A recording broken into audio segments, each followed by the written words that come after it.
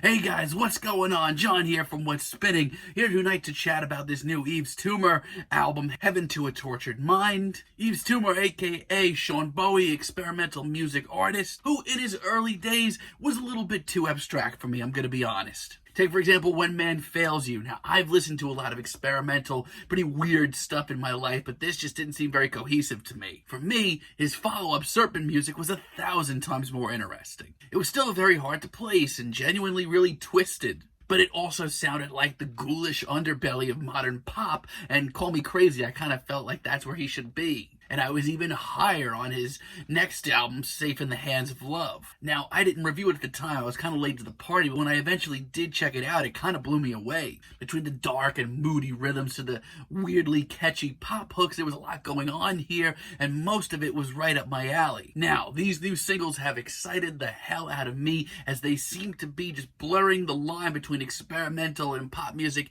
even thinner. Let's chat about this thing. This album starts off with Gospel for a New Century, and I'll be honest, ever since I heard this track, I've been playing it almost non-stop. First off, the sampling here is so classy, and the groove here is so infectious. Not to mention, Yves' vocals here are just so slippery and just so soulful. He's come such a long way in like 2 years.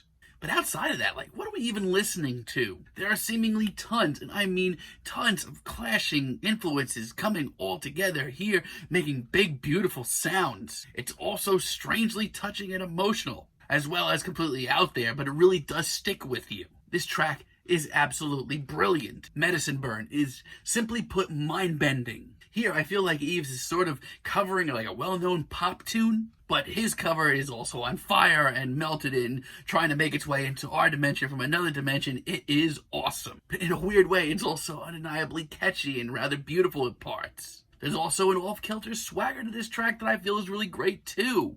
I mean, once again, there is a ton going on here, from the wailing guitars and the marching drums. And by the end of this track, Yves doesn't even sound sane anymore. He sounds like a shadow of where he was on the last album. This is very, very exciting. Kerosene is also undeniably very, very good. I love the mystery behind this track, fueled by the great pacing and the very whimsical synths. But like some of the best tracks on this album, underneath everything there is a well-groomed pop tune. And between the dueling vocals between Yves and Diana Gordon, the wailing guitars, and the broken down and very tragic feel of this track, man, once again, so much going on, and so much of it is great. On Hasdallen Nights, I really love how just silky and smooth this track is. The bass groove, once again, is very, very real. And the vocals, man, I didn't expect this album to be so soulful at times. I do very much so get where people have been calling this sort of a psychedelic soul album. It most certainly is. Once again, very classy soul samples. Some of it actually reminds me of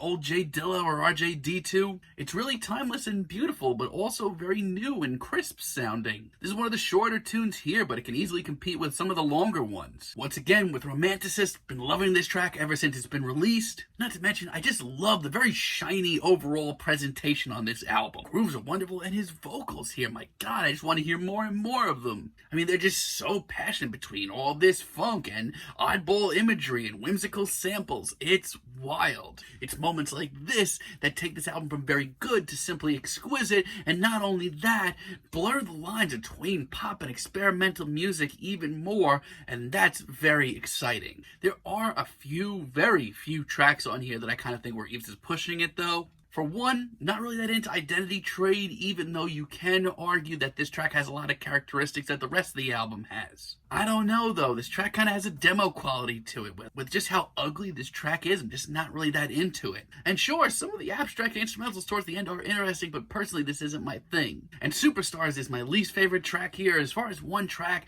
that really sticks out to me, it's definitely this one, but not in the best way. Compared to a lot of other tracks here, this one is much more toned down, a little more somber. And when you look at the rest of the vibes on this album, this should be right on the money. And the backing instrumental here and the bluesy guitar licks are great. But as far as vocals go, this is Yves' least interesting performance here. There's a lot to like on this track, but this is the first time that I really felt like Yves is trying a little bit too hard. But man, don't get used to that, because the rest of this album is an absolutely wild ride. Dream Palette really wakes you up very quickly with a slew of very loud horns and wild samples. It's chaotic, but it's also very vibrant, very colorful. And it's smooths out very quickly into some very laid-back funk and some soulful vocals. Not to mention, I did touch down upon this briefly earlier, but to reiterate, my God, the amount of incredibly talented and powerful and amazing backing singers that Yves has brought onto this album is actually staggering. They end up making the album more often than not. This has the makings of some wild, out there sound collage, but it also has enough pop sensibility to be easy to swallow. It's very exciting. As a matter of fact, we are living in a time that is just very exciting for pop music. Folie and Imposée is, on the other hand, sort of upbeat and crunchy tune that I wasn't expecting to hear. I love the hushed vocals here that just seem to be haunting this track from a distance. It's just such a dreamy, dreary track with infinite layers. It's brilliant though, and miraculously enough, Yves never really sounds like he's out of his comfort zone. As this track rolls on, I feel like listening to this track, I'm listening to 1,000 different instrumentals reaching out to me from different dimensions. It's wild, but it's still shiny and groovy and very infectious. Absolutely love the backing vocals on Strawberry Privilege once again. More often than not, these backing vocals really do back up the fact that this sounds like some twisted alter ego of an old school pop record. It's so simple, but it's so effective. And you know what? Strawberry Privilege isn't the flashiest or busiest track here, but instrumentally it's great, and this track really gives this album the human touch that it really needed. Asteroid Blues, on the other hand, is actually one of the most straightforward tracks here. It's got an absolutely killer bass groove. It's a seemingly normal track that's kicked up a few notches with some blasts of noise and weirdo production. And once again, a slew of very haunting backing vocals to back this track up. Simple, yes, effective, incredibly. And a greater love is the finale that I really did not expect to hear. It's a very steamy, bluesy R&B tune that is dripping with all sorts of sleaziness. And you know what?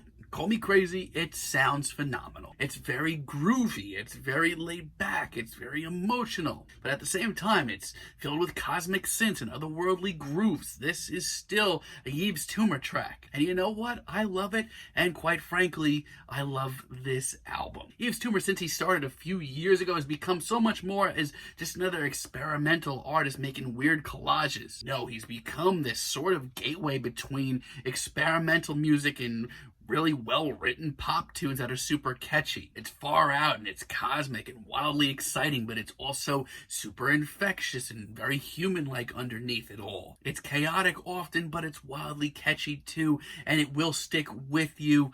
We are living in a very exciting time for pop music.